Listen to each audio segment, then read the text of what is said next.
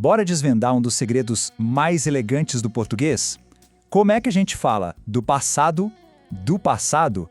Parece um trava-língua, né? Mas eu garanto, no final desta nossa análise, tudo vai fazer muito sentido. Vamos pensar juntos? Olha só essa frase.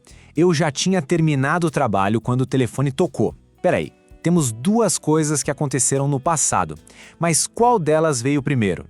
A resposta para isso está numa parceria muito poderosa entre duas formas verbais. É isso que a gente vai ver agora.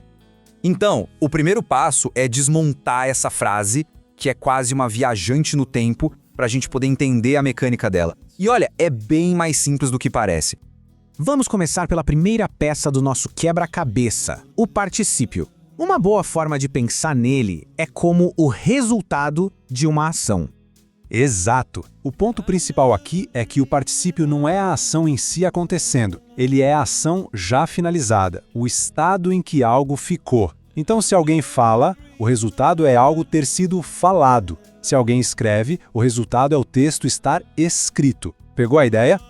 E olha que legal, para a maioria dos verbos, os regulares, a regra é bem simples. Verbos que terminam em AR, tipo falar, ganham o final ado, vira falado.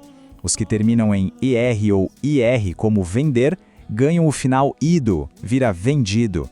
Moleza, né? Ah, mas claro, o português sempre tem suas exceções para deixar tudo mais interessante. Vários dos verbos que a gente mais usa no dia a dia têm particípios irregulares. Por exemplo, fazer vira feito e não fazido. Ou abrir, que vira aberto.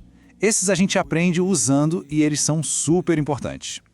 Beleza, então a gente já tem o resultado da ação. Agora a gente precisa da nossa máquina do tempo. Vamos para a segunda peça, o pretérito. É ele que coloca a gente na linha do tempo do passado. E não precisa se assustar com esse nome, pretérito.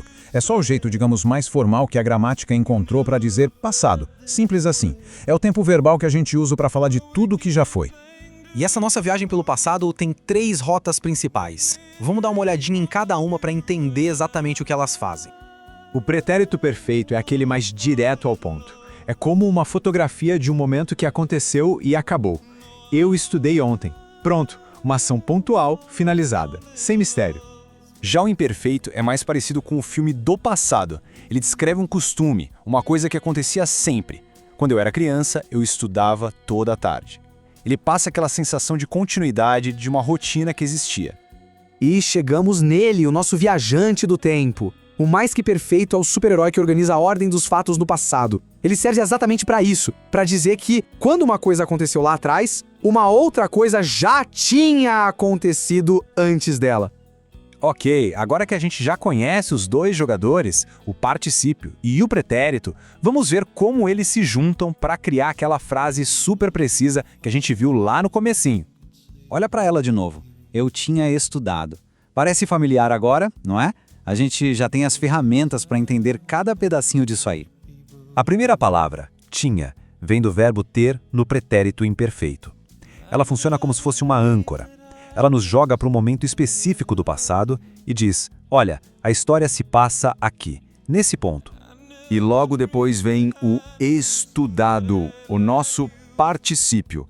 Ele é a ação que, naquele momento do passado que o tinha marcou, já era um resultado, já estava pronta, finalizada.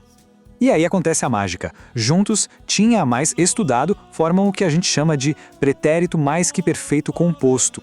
É essa união de uma âncora no tempo com uma ação já concluída que permite falar do passado com total clareza. Agora uma dica de ouro para usar isso no dia a dia. Quando o verbo que ajuda a formar o tempo, o verbo auxiliar, for ter ou haver, a gente geralmente usa o particípio regular, aquele com final adado ou ido. Mas, se o verbo auxiliar for ser ou estar, a gente dá preferência para a forma irregular, se ela existir. É por isso que se diz, o convite foi aceito e não aceitado. Fica a dica! Ufa, foi bastante informação, eu sei, mas vamos organizar tudo num kit de ferramentas bem rápido para nunca mais ter dúvida.